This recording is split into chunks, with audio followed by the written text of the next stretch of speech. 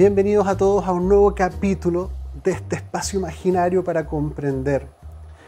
¿Comprender qué? Comprender los aspectos esenciales o más importantes, distinguiendo los que pueden vivir con una atención flotante, iterante, pero llevar las miradas, intencionarlas hacia los aspectos que hoy en día están volviéndose muy gravitantes, pero que no se condicen con su presencia en las redes sociales, en los medios de comunicación masiva, en los discursos de los gobiernos. Entonces, como nadie hace esa pega, aquí vamos a seguir clavando banderitas de alertas que alerten miradas en un legítimo y honesto camino de reflexión lúcida que tome todo el asidero cultural histórico, porque estamos llenos de razones para sospechar más que para confiar, pero aún así pareciera ser que lo que nos venden lo compramos si sale en la tele, o si ciertos personajes lo apoyan. Entonces, para seguir indagando en estas miradas que les hemos dado hartas vueltas, tenemos nuevamente invitado a Eduardo Llanos. Bienvenido, Eduardo. Hola, gracias.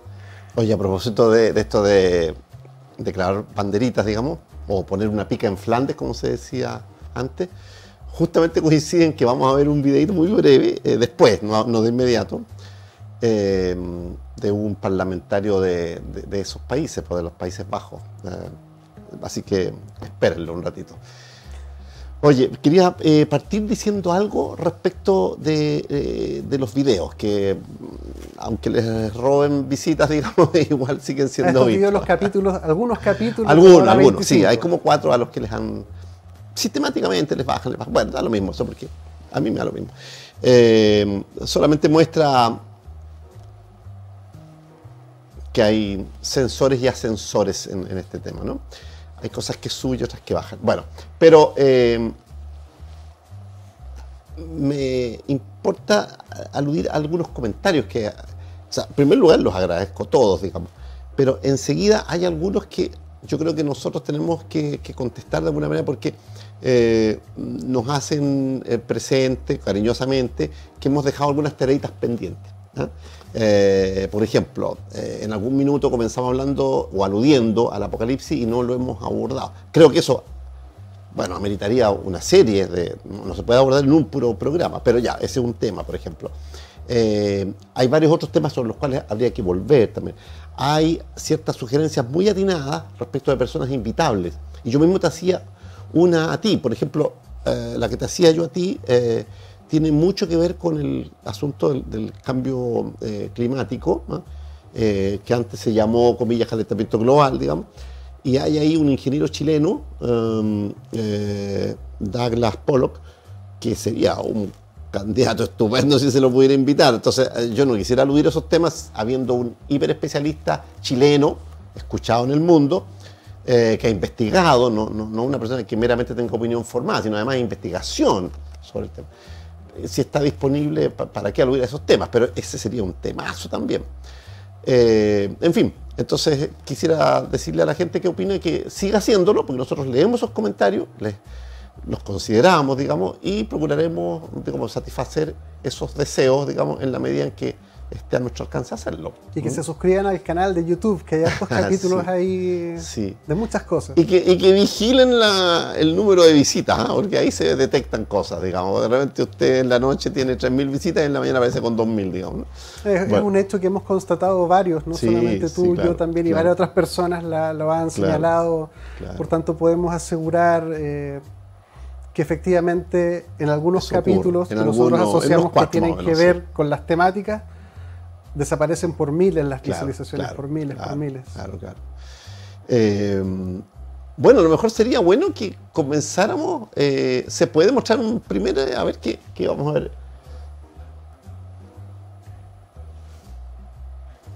Aquí tenemos una noticia muy importante, La Fiscalía acusa a 2 primeros ministros griegos por presunta corrupción con la farmacéutica Novartis. Algo parecido ocurre en varios otros países. De hecho, en España se está ventilando un asunto en esta línea. Bueno, la farmacéutica Novartis, ustedes saben que integra eso que se llama la Big Pharma, la gran industria farmacéutica.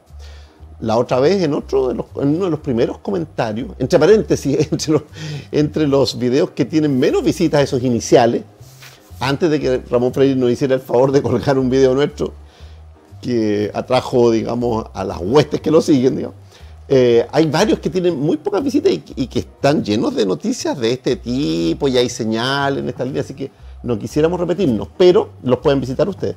Pero en algún momento nosotros aludimos a una cuestión que es bien básica, que es la investigación respecto de las multas que han recibido las grandes industrias farmacéuticas. No por cuestiones menores, sino en varios casos por sobornos, por ejemplo, a médicos, a autoridades, para que recomienden sus productos, en algunos casos objetados por otros especialistas. Y, en fin, son multas millonarias. ¿Te acuerdas que en total había como más de 10.000 millones de multas entre los 5 primeros laboratorios que los recibían?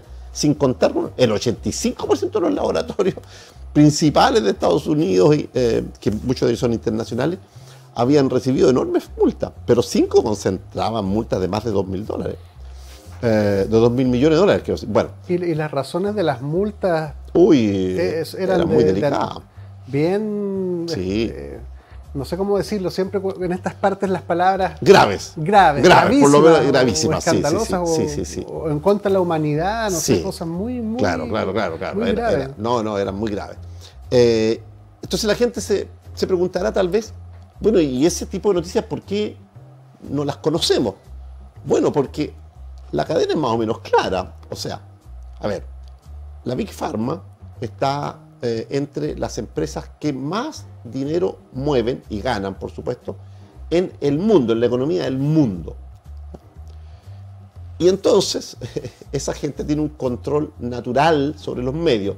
Uno, porque les pertenecen.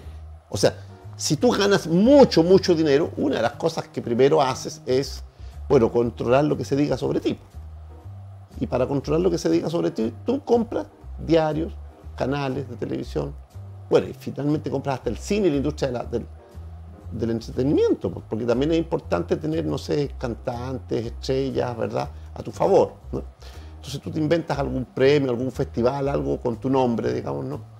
Y bueno, si se está dudando de Sebastián Benavente, el festival Sebastián Benavente al que acuden los principales cantantes, qué sé yo, te va a limpiar, ¿no? Sí. Eso, bueno, entonces ocurre con todo esto. Toda esta gente tiene, comillas, no limpia la imagen, sino controlada. Sí, controlada. Tienen sus autos sin abollones, no reciben mayores abollones. Eso, pero ibas a decir algo.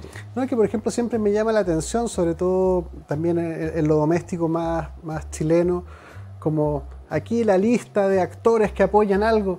Dice, ¿y qué importa si estas personas apoyan, que tienen una cualidad moral, intelectual, algún tipo de sabiduría que haría atendible, algún tipo de dejarnos guiar porque 40 cantantes apoyan algo, o 100, o... Claro. ¿Cuál es el asidero de eso? Es una o sea, tontería. Asidero lógico ninguno, porque incluso, bueno, en varios casos alguno de esos personajes tiene también su propio prontuario, ¿no? Como veías tú la otra vez, hay cineastas, hay actores, estos que tienen, en fin, causas pendientes. Bueno, el caso de Epstein da cuenta de... El caso de Epstein, él compraba además a toda esa gente. Así que, claro, ninguno. Y el caso Weinstein, ¿verdad? El caso del cineasta, o más bien productor, etc. No. Asidero ninguno. Pero explicación sí. Una explicación súper racional. Y es que hay, no sé, no me atrevería a dar porcentaje, pero tranquilamente un 60-70% de la gente que sí se deja influir por eso. Si fulanito de tal está apoyando esto, debe ser bueno, porque este personaje parece juicioso, parece una persona alegre, parece una persona enterada, se mueve en ese mundo, tendrá información, una información que yo no tengo. Entonces, voto por quien vota aquel que a mí me cae bien, o aquel a quien yo admiro, ¿no? O a quien deseo, porque el componente psicosexual también es muy importante. O sea, las figuras públicas son un imán en ese sentido también, ¿no? Bueno, ahí la explicación está clara, ¿no? Y la otra explicación respecto de por qué no aparecen tampoco en los medios es que, porque hay medios alternativos, naturalmente, ¿verdad? Pero esos medios alternativos son acallables muy fácilmente también por vía política o judicial, porque esta gente también tiene muchas veces un tentáculo puesto en esos poderes. Entonces, no hay que buscar en los medios, digamos, convencionales información sobre esto. Esta información oficial, hay información oficialísima, por ejemplo, fallos en contra de varios laboratorios de esto, de varias vacunas, por ejemplo, o les han suspendido el permiso. Por ejemplo, a los PCR se les quitó el permiso que era provisorio para ser usado. Siguen siendo usados, digamos, ¿no? Y eso no aparece en ninguna parte, porque inicialmente eso tenía un plazo, y ese plazo venció y no se le renovó el permiso. Pero bueno, la gente no va a visitar esos lugares donde está la noticia oficial, Claro, pero eso porque es como leer el diario oficial, ¿te fijas? quería aprovechar de esta noticia, hacer un ejercicio un poco del análisis de las implicancias de la noticia, por si la gente no ve las implicancias y lo Ya. ve como un corrupto más como Claro. tantos otros, pero te preguntaría para que... Aquí ¿Qué implica eso? Claro, no, esto, o sea, si dos primeros ministros, piensen que en varios regímenes, digamos, el primer ministro equivale a ser presidente, o sea, ¿no? En varios casos la figura del primer ministro es clave, no sé, pues en Inglaterra, incluso en Cuba, por ejemplo, Fidel nunca fue presidente, Fidel era primer ministro, etcétera. Entonces, en muchos regímenes el primer ministro es la autoridad principal. Y por lo tanto, tú puedes pensar que si el primer ministro está mojado, digamos, está sobornado, está involucrado en algo así, bueno, con mayor razón también lo está su subordinado del ámbito de la salud. Porque además fue designado no por ese gobierno, sino por un metagobierno. O sea, ya conocemos a estas personas son capaces de designar, no sé, para un Matarife como director del departamento de cirugía de la universidad más prestigiosa, y también al Jack el Destripador o al estrangulador de Londres como ministro de Justicia, tranquilamente. O sea, no tienen problema ellos. Porque mientras no se sepa que ese es el estrangulador de Boston, digamos, lo pueden elegir, digamos. Bueno, los experimentos nazis con seres humanos dan cuenta Claramente. de... Mira, voy a aludir a algo que la gente lo puede buscar por sí misma y que creo que es importante que lo diga yo, porque yo siempre he reconocido que soy una persona de izquierda y me mantengo allí. Pero lo que voy a decir ahora es precisamente algo muy desdoroso para mi sector, digamos. Vean el famoso expediente Royuela en España, que se ha mantenido completamente fuera de los grandes medios. Es un contubernio criminal de muy vasto alcance, de gran duración, y que compromete a las principalísimas figuras de ciertos gobiernos de izquierda en España. Está aludido, involucrado allí desde Rodríguez Zapatero para abajo, ¿no? Pero la derecha también está incluida, digo, porque esto es una mafia transversal. Lo han tratado de presentar como una teoría de la conspiración, digamos, ¿no?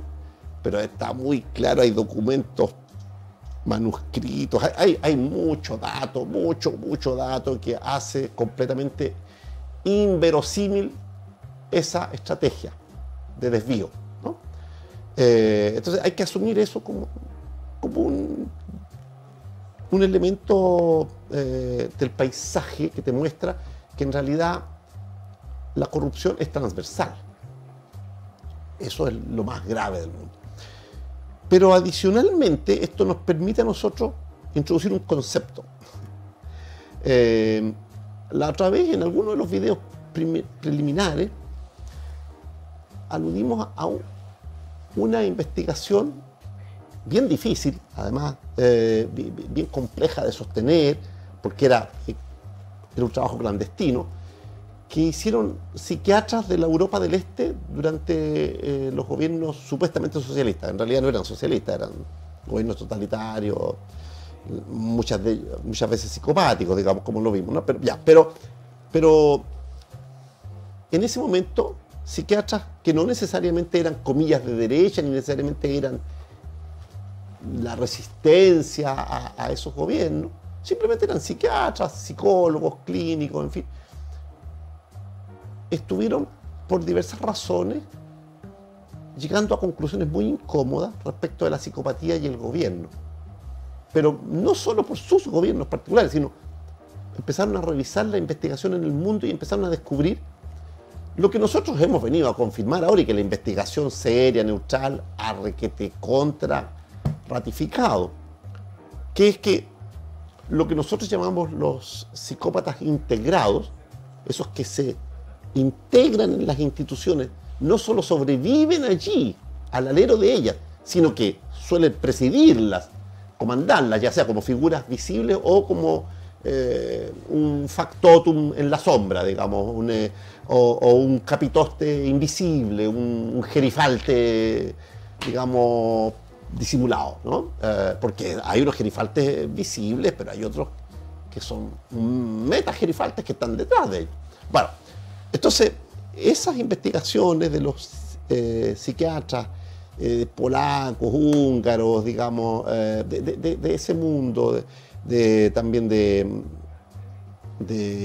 Bulgaria, entiendo que hubo algunos, en fin, era sobre todo la Europa del Este, ¿no? Checoslovaquia, en fin. Llegó a un punto, no diré muerto, pero a un punto complejo que los obligó a tomar conciencia de algo, los límites de la psicopatología y de la psiquiatría. O sea, desde esas ciencias, desde esas disciplinas, no lograban explicar esos niveles de malignidad. Porque la malignidad, cuando uno la estudia en serio, se torna muy inverosímil. Uno dice, no, esto. Porque una persona normal piensa como pensaría uno, ¿no? Y claro, esas personas no piensan ni operan con la lógica de uno. Entonces ellos tropezaron con ese nivel de malignidad, ese nivel de corrupción, ese nivel de perversión, y concluyeron finalmente que no podían explicar ese fenómeno, ni menos todos los casos, con esas categorías psiquiátricas y psicopatológicas convencionales, por muy serias que fueran.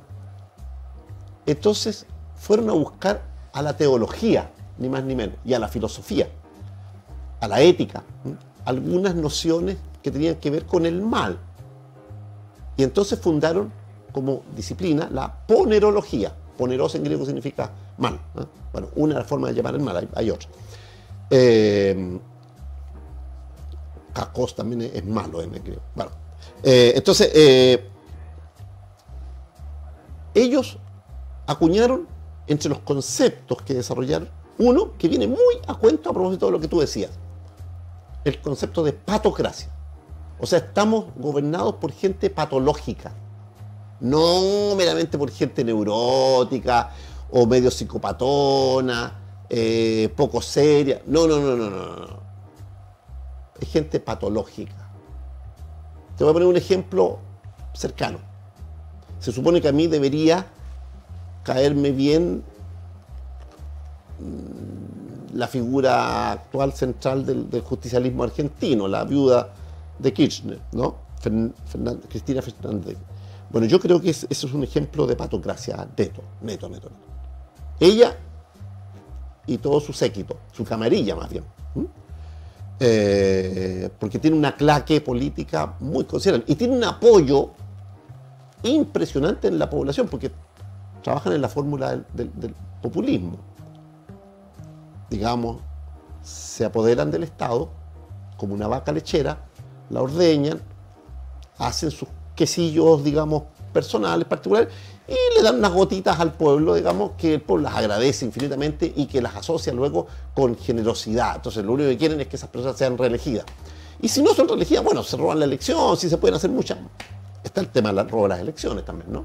Y de las votaciones, en fin. Ese es un peligro que se cierne cada vez más seriamente sobre todos nuestros países. Todos. Se puede robar incluso una primaria.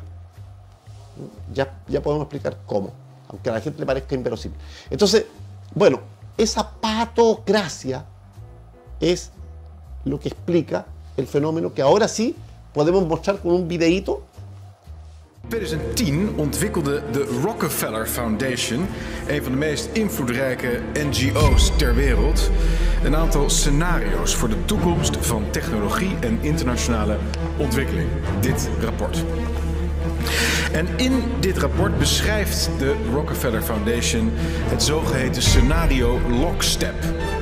Over de komst van een wereldwijde pandemie en de nasleep ervan, 2010 dus al.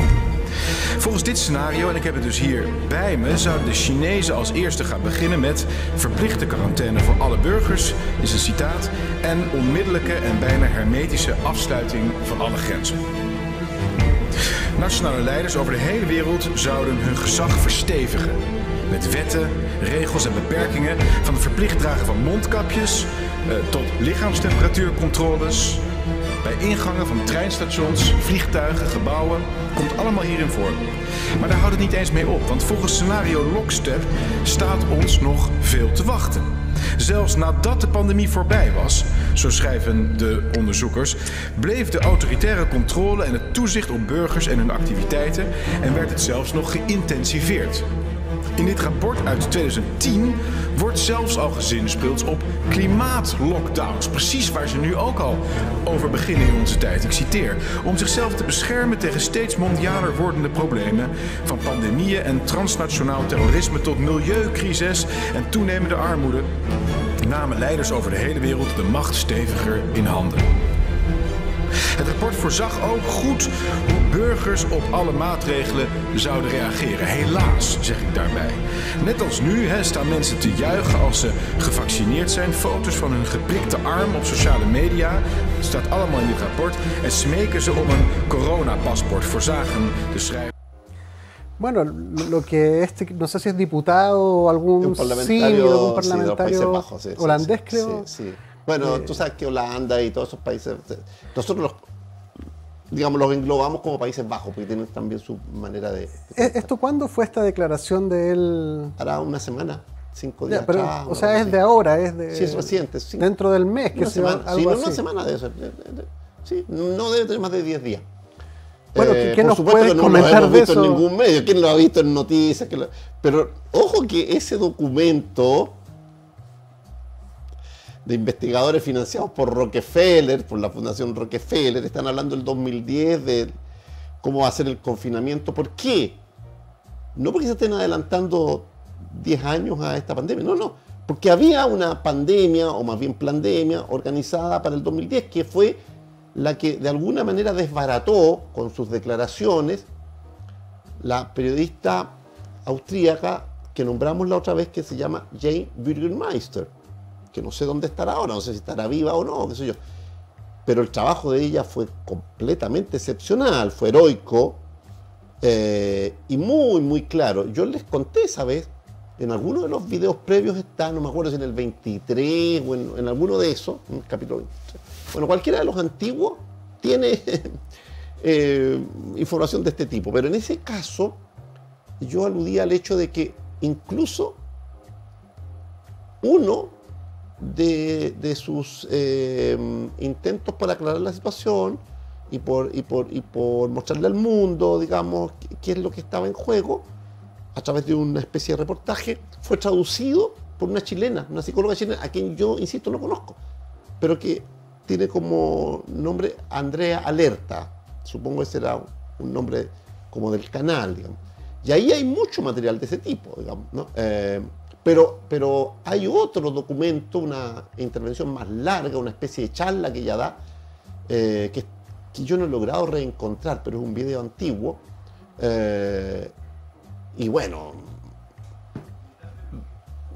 viendo eso, viendo que no se la llevó a la cárcel de inmediato por mentirosa, uno que concluye de inmediato que eso... Pero además no han llevado a la cárcel, ni siquiera han intentado hacerle un juicio a Bob Kennedy. ¿Por qué? Porque es imposible hacerle un juicio, porque lo que él está diciendo es verdad, simplemente.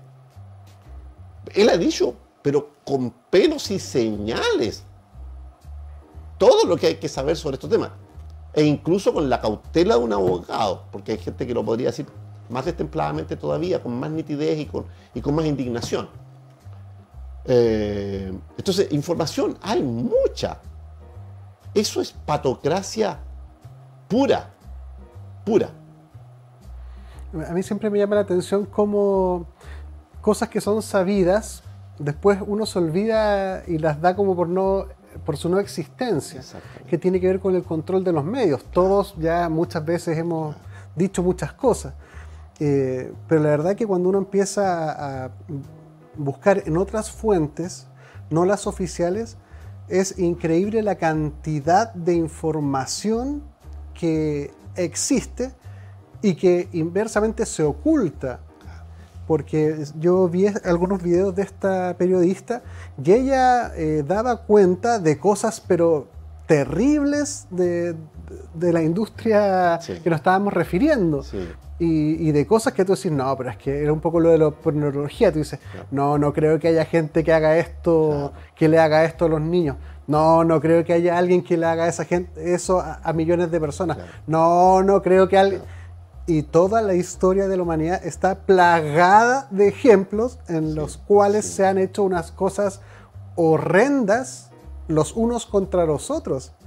Yo te comentaba el caso de los estudios de los nazis en los campos de concentración. Sí. Unas cosas pero inhumanas. Pero... bajeza moral indescriptible. Y eso no es una película, eso pasó. Pasó de escultura. Y siguió pasando. Siguió pasando una vez que se derrotó a los nazis. El doctor Mengele creo que era, ¿no? Claro, bueno, pero es que después eso adquirió rango de investigación universitaria. Hay que investigar el Instituto Tavistock, hay que investigar fenómenos como el MK Ultra, que están rotulados como teoría de la conspiración, pero hay una evidencia cuantiosa en contra, ¿no? De esa teoría, de ese rótulo, digamos, etc. Entonces, bueno, pero adicionalmente a lo que decías tú, a esta especie de encubrimiento por omisión de los medios, hay otro factor más que yo creo que hace que nos olvidemos. Y es que es muy incómodo tener estas verdades presentes. Yo entiendo perfectamente, yo tengo en mi propia familia gente que me dice, Eduardo, deja de investigar estas cosas. Bueno, cuando yo me puse a investigar estas cosas fue cuando caí en la cuenta de que había sido engañado. En muchas de mis preferencias, de mis cariños, había, bueno, un fondo de falsedad que yo no había detectado a tiempo y me espanté. Me espanté. Entonces, esto no puede ser, dije yo, porque probablemente estoy contribuyendo al prestigio de esto que debería ser conocido por todo el mundo, no revestido de prestigio. Porque esto es simplemente psicopático. Entonces creo que nuestra tendencia, o en muchos casos, los humanos tendemos a desentendernos de las noticias ingratas. Y por el otro lado, también ellos tienen otro mecanismo, también igual de perverso o más que todos los anteriores, y es que ellos, por así decirlo, te rompen las piernas, pero te venden las muletas. Entonces tú te quedas con la acción supuestamente generosa, humanitaria, de venderte las muletas con una aparente rebaja, ¿sí? O con un crédito, ¿no? Que te endeuda para siempre, pero fin, tú te quedas con eso, ¿sí? Te arrendan la muleta o te hacen un descuento, pero tú no sabes, ni se te ocurre pensar que te quebraron las piernas algunos sicarios encargados, contratados por ellos. ¿Te fijas? Eso metafóricamente hablando. O sea, tú puedes provocar una enfermedad y luego ofrecer la solución. Tú puedes provocar un calentamiento global, ¿verdad? Por lo menos en sectores, ¿verdad? Y luego ofrecer la solución, incluso contribuir a financiarla. ¿ah? Y aparecer como un filántropo siendo un licántropo, como ocurre con varios, ya lo hemos comentado eso, ¿verdad? Que está preocupado por puro sentimiento humanitario, ¿verdad? Del futuro del mundo, ¿verdad? Y que está invirtiendo, qué sé yo, en los autos eléctricos para que no se contamine tanto, en tal o cual cosa para, qué sé yo. Y resulta que todos son negocios de ellos, todos. Y además no solo son negocios. Por último, uno diría, este personaje es astuto, digamos, está inventando un nuevo alimento para que, qué sé yo, eliminemos tal o cual consumo, como por ejemplo lo que veíamos otra vez, la carne, ¿verdad?, que supuestamente contribuye al gas metano, porque la ganadería produce gas metano. Claro, pero el alimento que ellos están produciendo es altamente sospechoso, pues. El sustituto que ellos están produciendo es altamente sospechoso. La otra vez nos cansamos de mostrar un video en que se veía cómo pintaban unas manzanas, por ejemplo, ¿verdad? Y tú las compras y tú no tienes la menor idea de que están pintadas. Y si las lavas tampoco te va a salir porque es un lavado especial, pero tú vas comiendo eso. Mira, déjame decirte algo que probablemente tú por edad no lo conoces, pero yo sí lo recuerdo perfectamente bien, porque cuando yo era niño, las pastas de dientes venían todas, en unos envases, estoy hablando de hace 50, 60 años, en unos envases que eran, de ahí viene pomo, la pomada, eran de plomo. ¿Tú te puedes imaginar cuánto de eso terminaba llegando a tu sistema nervioso? ¿Qué necesidad había de que el planeta entero estuviera consumiendo pasta de dientes que venía en un material de plomo? Eran como láminas de plomo, igual que el plástico, pero eran plomadas. No meramente de color plomo o gris, no. Era plomo en un alto porcentaje. Los niños de entonces hacíamos pelotitas con eso y no había ninguna diferencia con el plomo. Bueno, entonces, eso por ejemplo nunca se ha investigado, pero en algún minuto eso tuvo que ser permitido. Tenemos que ir a un pequeño corte comercial, okay. Pero yo los quiero invitar a la siguiente reflexión. Ejemplos hay muchos durante toda la historia y en distintas dimensiones o ámbitos. La primera invitación es a exigir que nos den buenas respuestas ante preguntas legítimas. Yo ya me sorprendo que ya a nadie le importa de dónde vino el COVID, ni que si vamos en la cuarta, quinta vacuna, ahora parece que se encontró otra vacuna que de una inoculación, que ya hemos visto que de vacuna habría que verlo si es vacuna o no, pareciera ser una inoculación. A mí me cabe toda la razón del mundo como ciudadano, como para preguntarle al gobierno cuándo nos va a informar de cosas que tienen que ver con la salud de la población total, con una mínima ética. Ahora también se comenta que los contratos que se firmaron impiden que hablen. Creo que el presidente de un país latinoamericano dijo que los contratos impedían que se hablaran de las cosas. Sí. Y uno dice, bueno, si es cierto lo que decía este presidente, no sé si de qué país, qué sé yo, es bastante coincidente con lo que uno ve, porque una cosa, yo creo que hay legítimas derecho de que nos expliquen las cosas como seres adultos, no como niños. Porque ahora que salga una ministra a celebrar que hay una nueva vacuna, entonces ahora vamos a estar mucho mejor y que eso sea suficiente, me parece inaceptable. Está bien que le parezca bonito, que se alegre, que se emocione, está bien. Pero como gobierno, yo creo que se nos debe al pueblo que se nos trate como adultos y se nos informe, y yo siempre digo, ¿dónde está el debate? Conversemos, porque hay para los dos lados, y para tomar mejores decisiones nos merecemos saber todo lo que se pueda. Entonces, los ejemplos que da Eduardo en distintos ámbitos, en distintas partes del mundo, dan cuenta de que la actitud ciudadana tiene que ser un poquitito más exigente para que se nos explique las cosas. Yo no sé qué se firmó en este gobierno, pero aquí nadie habla de nada. Y yo no sé si las cláusulas están operando como decía el presidente, pero lo menos como ciudadanos tenemos el derecho de exigir ese tipo de cosas. Quédese con nosotros y volvemos.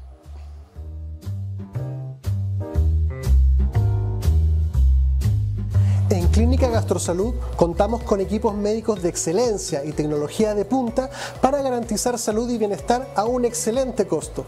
Contamos con servicios médicos integrales especializados en tratamientos gástricos y programas completos para la obesidad. Realiza tus reservas de hora en la página www.gastrosalud.cl. En Clínica Apoquindo contamos con una infraestructura de primer nivel para ofrecer servicios de instalación de balón gástrico, pellet antialcohol, cirugías plásticas reconstructivas, cirugías estéticas, kinesiologías, psicología, psiquiatría, nutricionista. Visítanos en www.clinicapoquindospa.cl. Clínica Medical Home, líder a nivel nacional en hospitalización domiciliaria y servicios ambulatorios para pacientes agudos, subagudos y crónicos. Clínica Medical Home entrega a su disposición experiencia y trayectoria en salud a través de servicios especialmente pensados en las necesidades de cada persona, adaptando el concepto de comodidad a sus instalaciones y residencia mediante altos estándares de calidad. Visítanos en www.cmhchile.cl. Clínica Medical Home. En Logan Abogados contamos con profesionales altamente comprometidos con los intereses de nuestros clientes. Nuestro staff está capacitado para entregar mucho más que una asesoría integral y especializada, pues buscamos proporcionar la tranquilidad que sus intereses merecen y necesitan. Visítanos en www.logan-abogados.cl. En Clínica Nueva Costanera trabajamos día a día por tu salud y la de los tuyos. Contamos con una amplia trayectoria entregando salud y bienestar con servicios médicos integrales, gastroenterología, endoscopía, pellet antialcohol, programa de balón intragástrico, bioimpedenciometría, entre otras prestaciones. Visita nuestra página www.clinicasnuevacostanera.cl e infórmate de todas nuestras prestaciones.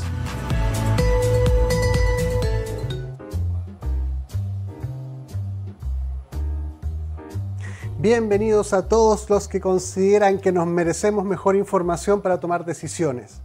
Porque creo que como ciudadanos tenemos que también ir subiendo un poquitito el estándar de lo que es el gobierno, de lo que es el Estado, porque aquí la gente cuando llega al poder se olvida de muchas cosas, descubre nuevas cosas que antes nunca se había dado cuenta, y resulta que uno como ciudadano no entiende para dónde va la cosa, porque le dicen una cosa en época electoral y después nunca más la dicen, se dan vueltas, después como que se olvida, después como que no sale en la tele, y como que ya fue, ya pasó. No, señores, la pandemia no ha pasado, ya que ya nos quieren la cuarta dosis y ahora viene la quinta dosis, que además vacuna para 2 cosas, y después va a venir la sexta. ¿En qué número de vacuna vamos a tener una discusión humana y seria al respecto? Yo creo que eso debiera ser un derecho, que te informen de lo que de los tratamientos que te están dando. Bueno, la invitación es esa. Necesitamos que se nos trate como adultos y que se nos dé información y que tomemos decisiones informadas y firmadas por gente competente. Porque, por ejemplo, en España Sánchez dijo que contaba con un comité de expertos. Bueno, el famoso comité de expertos nunca existió. Bueno, aquí también hubo Aquí la misma historia, en todas partes. Entonces, ya la ciudadanía debe despertar y exigir que esas categorías anónimas, como comité de expertos o cosas de ese tipo, ¿verdad?, dejen de usarse, porque son verdaderamente una tapadera de la arbitrariedad. En realidad son medidas arbitrarias, muchas de ellas, ¿verdad?, o que no cuentan con un respaldo científico.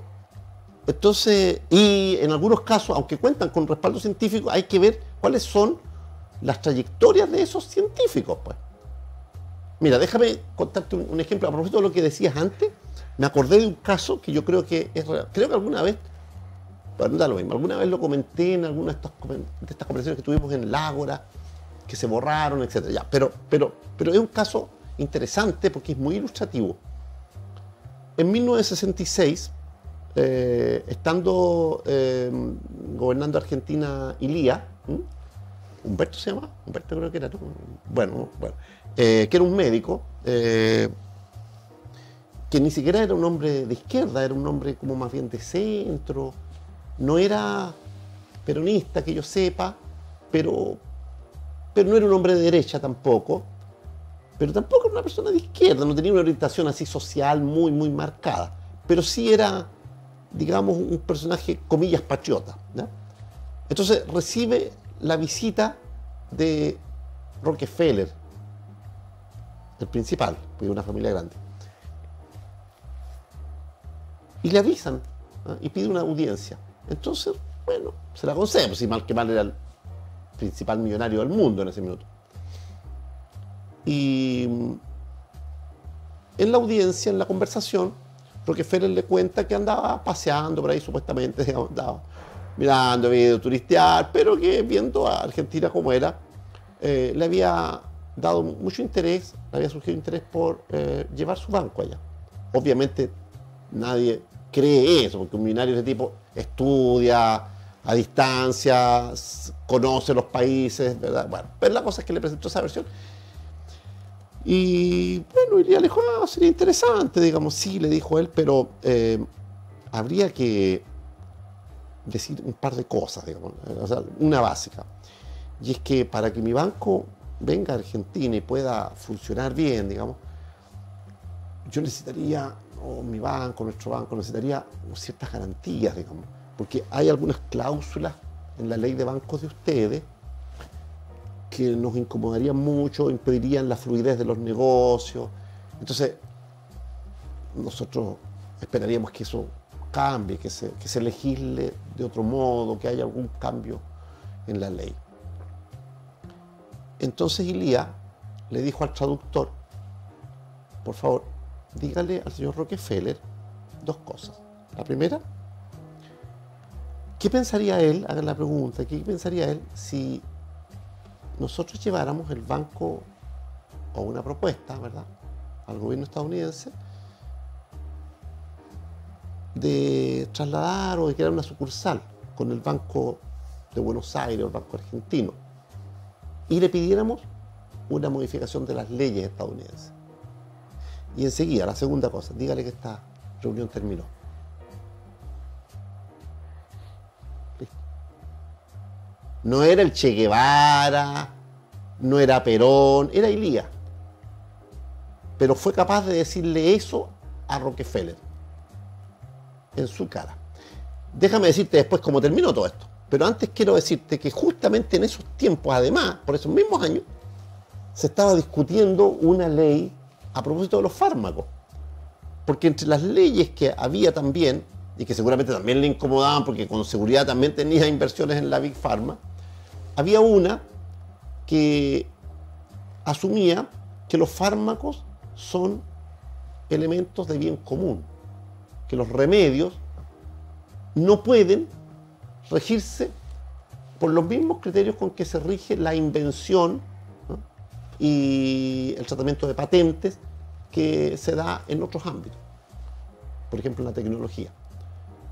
Entonces, si la vocación del trabajo farmacéutico, de la industria farmacéutica, es favorecer la salud, entonces era lógico, ¿verdad?, liberar las patentes o por lo menos, ¿verdad?, impedir esta lucha de la Big Pharma por cobrar patentes, ¿verdad?, por cada uno de los remedios que ellos producen y qué sé yo. Y que bueno, sube muchísimo los costos. Había un ministro que creo que era Oñativa, que impulsó esa ley, la ley de liberar esto. Bueno, el resultado, después del diálogo de Ilía con Rockefeller y después de todo esto, fue que en 3 meses hubo un golpe de Estado y asumió Onganía. Onganía creo que era así, Onganía. Listo, golpe de Estado, se acaba el cuento. O sea, no puede el señor Ilía, presidente de Argentina, tratarme así. Se acaba el cuento. Punto. Así se maneja el mundo.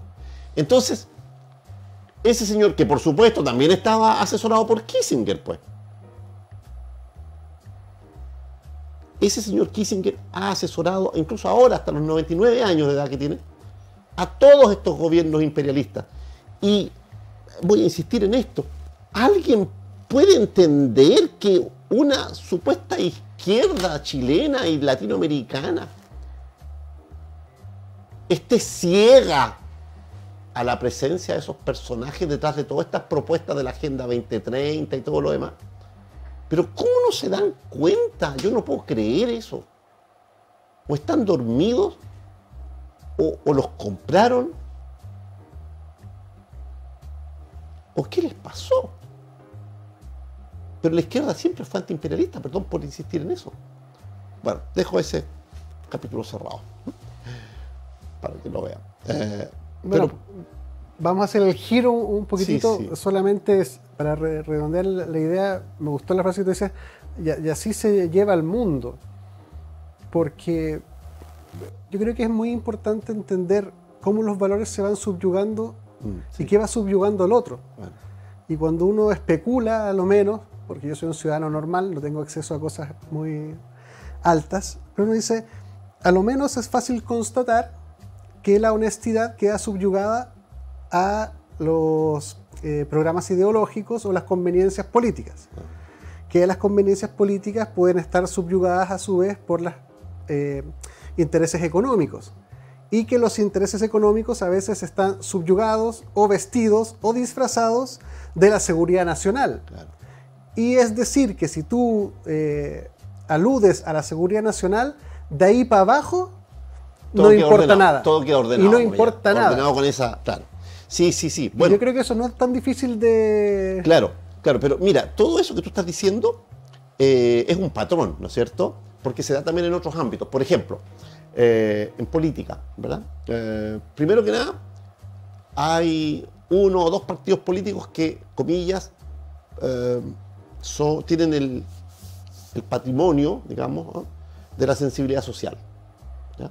Entonces, la clase obrera, como se decía antes, ¿verdad?, está representada y protegida por tal partido. Entonces, ya, la clase obrera prácticamente deja de existir, lo que existe es un partido que la representa. Ese partido tiene una nomenclatura. El partido tampoco existe, sus bases tampoco importan, porque lo que importa es quiénes la dirigen. El Comité Central, por ejemplo. Ese Comité Central, a su vez, designa a un grupito dentro del Comité Central. Y finalmente de ahí hacia abajo se ejerce el poder. Pero claro, ese personaje, que ya no necesita ser del pueblo, ni mucho menos probar que protege los derechos del pueblo, simplemente es obedecido porque representa por antonomasia, ¿verdad?, la sensibilidad social. Bueno, eso es lo que ocurrió en prácticamente todo el mundo, y por eso fracasaron los socialismos reales. Fracasando los socialismos reales por falta de participación, por excesiva jerarcofilia y por todo lo demás, ¿verdad? Ese jerarquismo inútil, digamos, ¿no?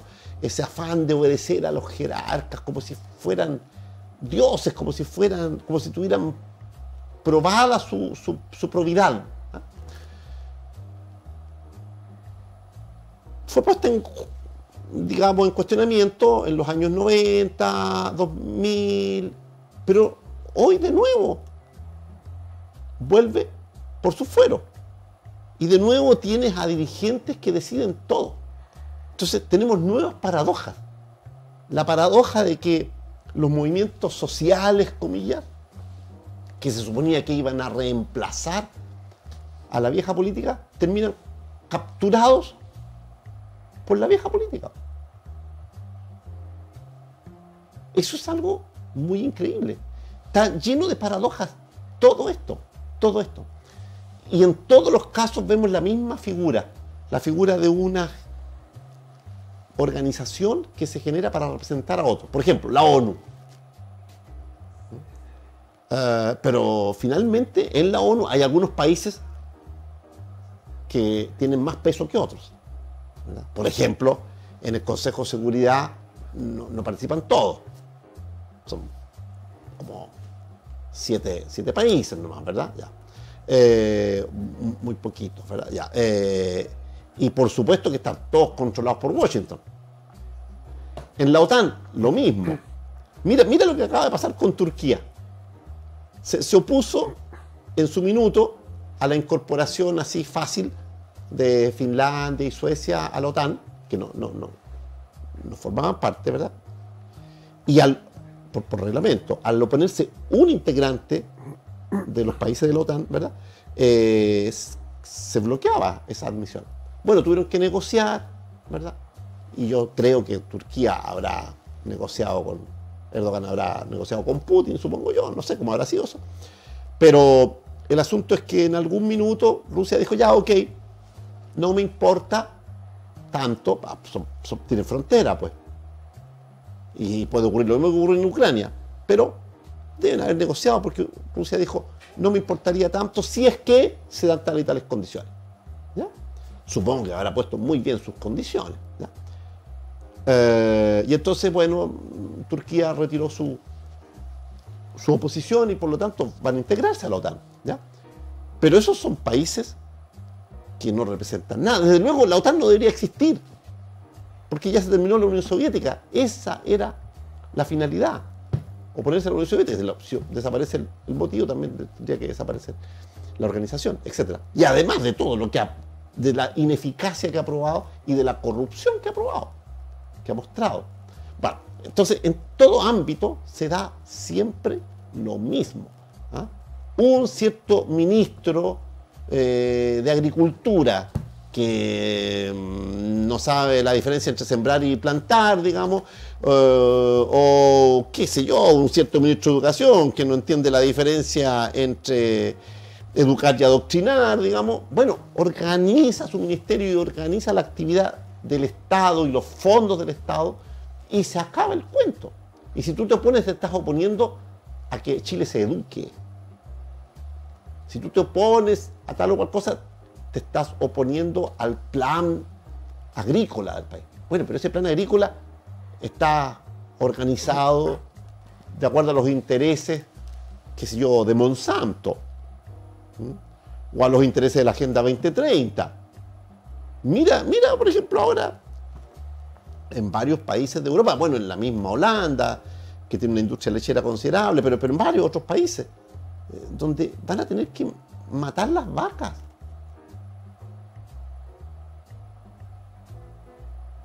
Y mientras tanto, ese poder va insuflándole más y más energía, qué sé yo, al veganismo y a esto. Mira, hace poquitito, hace una semana, fui a comprar a la liquidación de una librería, en fin, y me encuentro con un libro nuevo de filosofía que me interesó, una especie de, no me acuerdo cómo se llamaba, pero algo así como la biblioteca del filósofo, una cosa así, ¿no? Entonces, estaban las grandes obras de la filosofía, algunas, no todas, tampoco, reportadas, por así decirlo, ¿eh? O sea, había un reportaje sobre, porque no te puedo decir que hubiera un trabajo filosófico. Parecía una obra hecha por periodistas más o menos enterados, digamos. Pero bueno, el libro muy bien editado, en fin. Bueno, entre los filósofos figuraba Greta Thunberg, la activista esta adolescente. Pero me están tomando el pelo, porque 1000 veces hubiera aparecido allí la carta del jefe Zittel de hace 150 años o más, pues, la que le dirigió a Franklin Pierce, ¿no? Al presidente en ese tiempo de Estados Unidos, a propósito del acorralamiento que le estaban haciendo a los Pieles Rojas. Bueno, pero apareció. Entonces es obvio que le están dando rango de filosofía a un discurso interesadísimo sobre el medio ambiente. Y la gente cree que esa es una niña neutral. ¿De dónde sale la plata que la financia? Por favor, esto es un chiste. Yo no entiendo cómo la gente no se está enterando. Como dicen los españoles, ¿no? Cuando ya el otro no tiene argumentos, tú simplemente le dices, es que no te enteras, es que no, porque repite ideologemas y no tiene información. Por eso se decía alguna vez, con razón, el pesimista es un optimista bien informado. Bueno, también desnuda y alerta cómo opera el adoctrinamiento. Sí. Tangencialmente, no es exactamente lo que tú estás señalando, pero de alguna forma hay algunos que se dan cuenta que están utilizando algo utilitariamente para producir algo. Sí. Son los despiertos, sí, que usualmente son menos en cantidad. Pero la otra mayoría que ha sido adoctrinada no se da por aludida como gente adoctrinada. No se da por aludida, o sea, estarán hablando de otras personas, pero no de mí, porque yo lo tengo clarísimo, que esto se explica por qué Entonces ya, pero ¿de dónde sale esa explicación? ¿O de dónde sale esa razón o ese asidero? Y últimamente el tema del populismo, digo yo, que también es una forma de adoctrinamiento, sí, sí. Más sutil también, porque ¿quién no va a querer tener salud, educación? Todos los bienes del mundo, claramente, la mayoría los desea. El componente populista no es ese. El componente populista en específico es cuando para lograr eso que todos queremos, no hay ningún asidero real, claro, atendible, como para darle algún tipo de credibilidad a lo que se está proponiendo. Por tanto, a lo menos uno sospecharía, si me están instrumentalizando, están jugando con mis expectativas, porque yo, bueno, no sé, pero yo como psicólogo digo, pero a lo menos le falta el otro componente que hace que sea algo razonable, porque el puro deseo puro, valga la redundancia, no es una razón suficiente para embarcarse en ningún barco de ninguna naturaleza. A lo menos explíqueme el mecanismo que lo va a hacer viable y factible. Y si no hay ese mecanismo, es populismo. Claro. Bueno, y a ese pero el canto de sirena es irresistible. Claro. Irresistible. Sí, estoy bien de acuerdo. Y a ese populismo se agrega el clientelismo. Porque el populismo podría ser también incluso una deriva de... Nos queda un minutito para que vayas concluyendo de un carácter, ¿verdad? O sea, no sé, Perón, cualquiera de ellos, ¿verdad? Podría ser simplemente por tendencia caracterial, de personalidad populista. No, pero cuando se transforma en estrategia, ¿verdad? Acude al clientelismo, transforma al elector en cliente. Oye, si nos queda un minutito, quiero aprovechar de decir algo, porque también entre los comentarios que había algunas personas que pedían que hiciéramos un programa con Ramón Freire juntos. Y quiero contarles que ayer nos juntamos. No nos habíamos visto nunca las caras. Aquí digamos, cuando yo digo, vea el próximo capítulo y entérese. Claro. Y entonces hay muchos temas posibles. Entonces yo quisiera decirle a la gente que ojalá escriba en sus comentarios algunas cuestiones que a ellos les parezcan que ambos pudiéramos abordar. Por ejemplo, ¿sí? Nos quedan 30 segundos. Sí. Entre las cosas que comentamos, por ejemplo, a él le interesa, entre muchas otras cosas, yo sé que él tiene intereses múltiples, pero hay un interés común. Está el tema de la música, por ejemplo, de cómo se ha ido manipulando a través de la música. Está el tema del cine y la manipulación, está el tema de la educación. En fin, hay muchos temas en común en esa línea. O bueno, podemos también prolongar las conversaciones respecto de todos estos asuntos medios ocultos, ¿verdad? Pero que tienen que salir a la luz. No nos queda más tiempo. Sí, bueno. Entonces, en resumen, pongan en los comentarios propuestas de temáticas que les gustaría que versara ese capítulo, y si son muchas, quizás podemos soñar con varios, un par de... claro. Yo creo que hay... Ya, no me queda tiempo. Muchísimas gracias, Eduardo. Síganos en YouTube, La Hora 25 Chile. Es importante estar más lúcidos para tomar mejores decisiones. Por favor, comprender para decidir. Eso, comprender para decidir. Buenas noches a todos.